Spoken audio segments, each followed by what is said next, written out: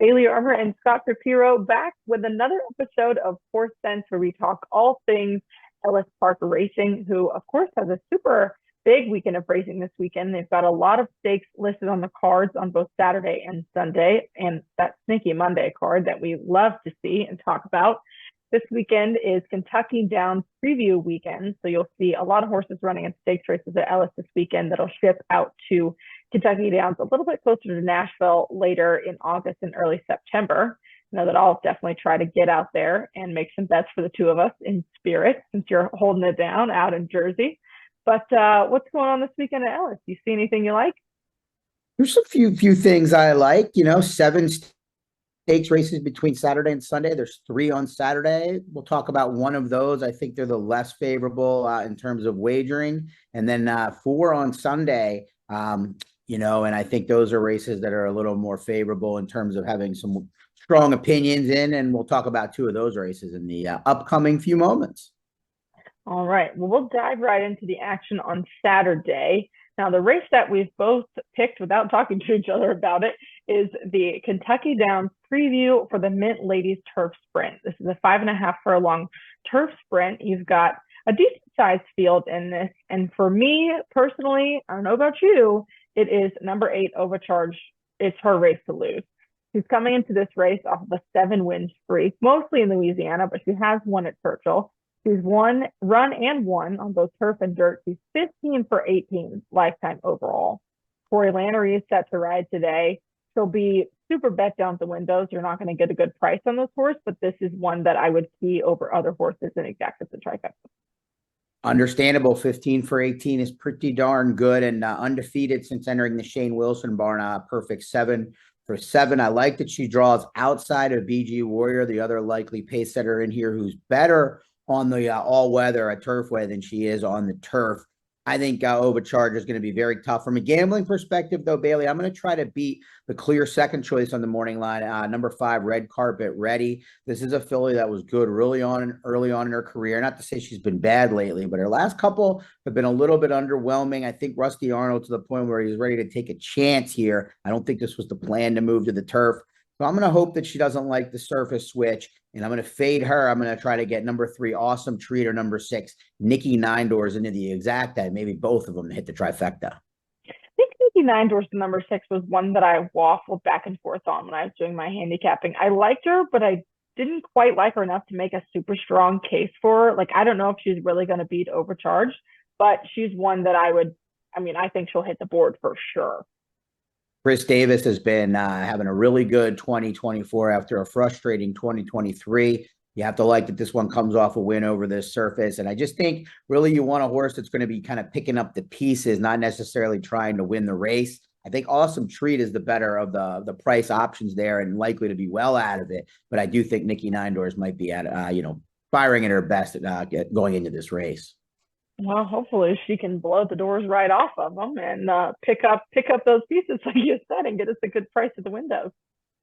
Hopefully. But my best bet of the weekend is in race 7 on Sunday. I don't know. I think you've got something special waiting in the wings in race 10. We'll save that for last. I'll jump the gun here on you with my best bet of the day. I do have an article that you'll be able to look up on the blog, the Xpressbet and First Bet blogs, that'll have a little bit more in-depth analysis of my spot plays for both Saturday and Sunday. But I love Oceanic in the 7th, the Kentucky Downs preview turf sprint stakes, wordful there.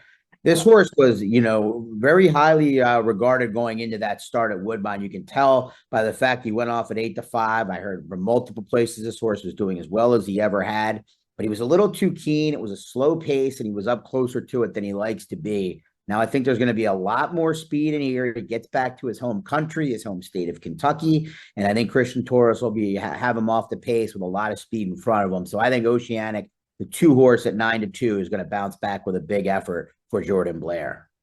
I'll take that for sure. I like that.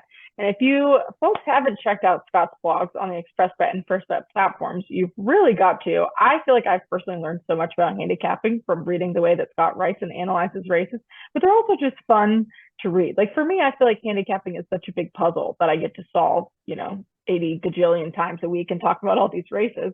But to hear the way that other people kind of go through their thought process and explain it in a written long form format, you can get kind of a different approach than you would on video. Well, I appreciate those kind words. It definitely put a lot into the writing, and hopefully you're not the only one getting something out of those. Hey, well, I want to get winning winning horses, so hopefully we can get that.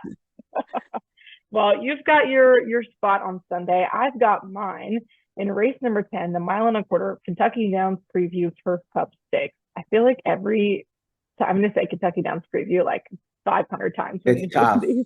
It's tough. So just assume that it's in the stakes name. I've got two horses in this race. One, like I said before we started filming, is a swing for the parking lot. We'll start with the shorter price horse. That's the number 7, What Say Thee, for Mike Maker and Jaime Torres, who is on fire at Ellis Park, of course, that Preakness winning jockey. He's like 25, 26 years old. He's younger than me, and he's absolutely killing it at like every race that he goes to. And he's only been riding for a few years. It's not as if he's been riding since he was 10 years old or something. I know, no, like he's super new to it. I think the Preakness was his first graded stakes win too, and he took that and, no pun intended, has literally ran with it. So he's doing great. And anytime I see him on a classy horse that I like this, I'm like, okay, perfect, that's a lock. Great. Totally understandable.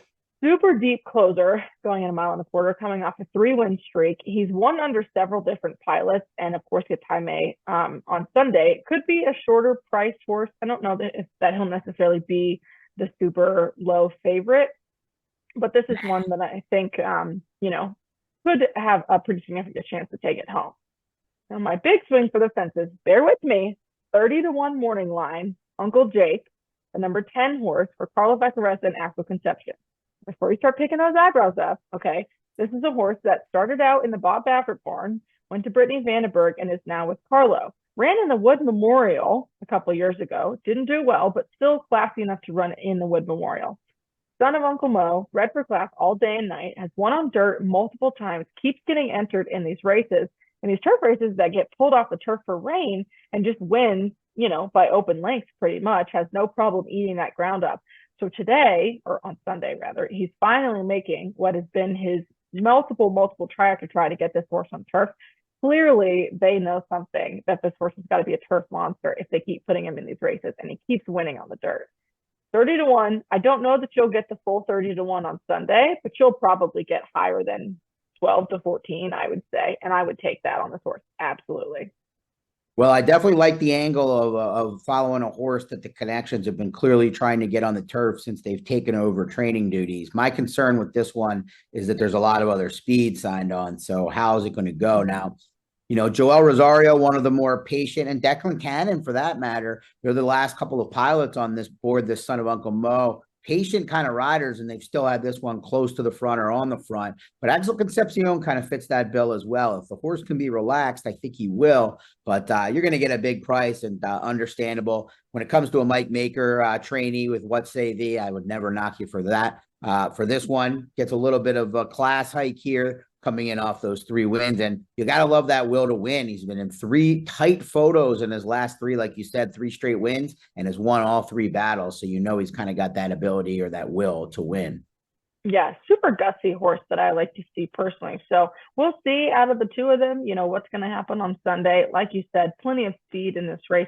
But when you're going a mile and a quarter, I feel like I either want to see one just absolutely wire them and like hang my jaw in shock, or see one sneak up the outside and be a deep closer, nothing in between. I don't want to see like coming from 4th or 5th, whatever. That's just how I like to watch a race. Don't use that advice at home, folks. No, don't use it at the window. That's just how I want races to go. That will not make you any money, just hoping for things to play out like you want them to.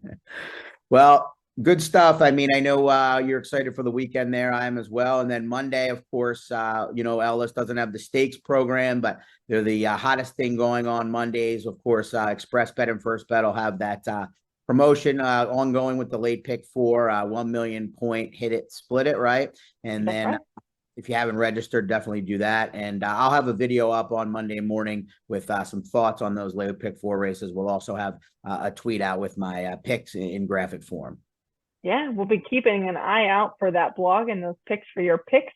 Picks for your picks. There you go. That's what we're going to start calling them for Monday's cards at Ellis. Hope you guys can take some of what we've talked about here today, make some money at the windows. I know that we'll be crossing our fingers for that too. As always, I'm Bailey Armour. He's Scott Shapiro, and this was Horse Sense.